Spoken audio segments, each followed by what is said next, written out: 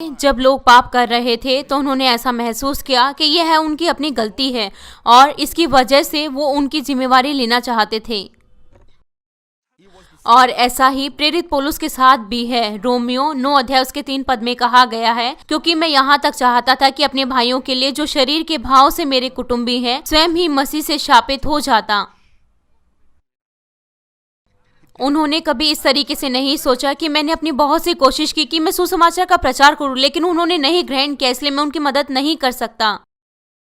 आप पहले से ही परमेश्वर के जन के इन विश्वास के अंगीकारों को सुन चुके हैं, लेकिन यहाँ तक कि आपने सुना, आप जानते हैं, तो भी आपने इस तरीके से अपने हृदय को विश्वास योग्यता में नहीं जोता।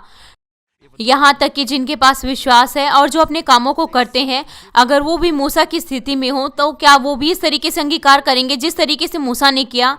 दूसरे शब्दों में वो कहेंगे, परमेश्वर मैंने अपनी सबसे बेहतर कोशिश की, मुझे उन पर दया आती है, लेकिन उनके कारण मुझे पीड़ा भी होती है जब मैं उनकी अगुवाई कर रहा हूँ।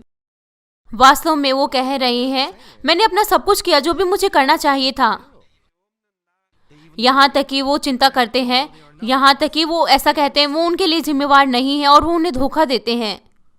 इसी से संबंधित मेरी कहानी मैंने पहले आपको बताई है। हमारी कलीसिया की शुरुआत में एक समय था जब परमेश्वर ने मुझे पूरी सभा के सामने फटकार लगाई पूरे 7 सप्ताह तक, लेकिन मुझे इसे ठेस नहीं पहुंची।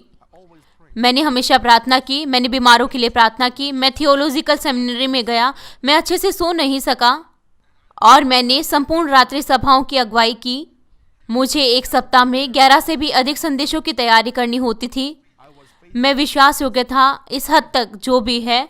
पिता परमेश्वर ने मुझे फटकार लगाई शुक्रवार की हर एक रात्रि सभाओं के बाद में पूरी सभा के सामने लगातार 7 सप्ताह तक, लेकिन मुझे कभी भी ठेस नहीं पहुंची। इसकी बजाय लगातार 7 सप्ताह तक मैंने अपनी गलती ढूंढने की कोशिश की। मैंने हर एक कोशिश की कि मैं सोचूं कि मैंने क्या गलत किया है, ऐसा क्या है जिसे परमेश्वर मुझे बताना चाहते हैं।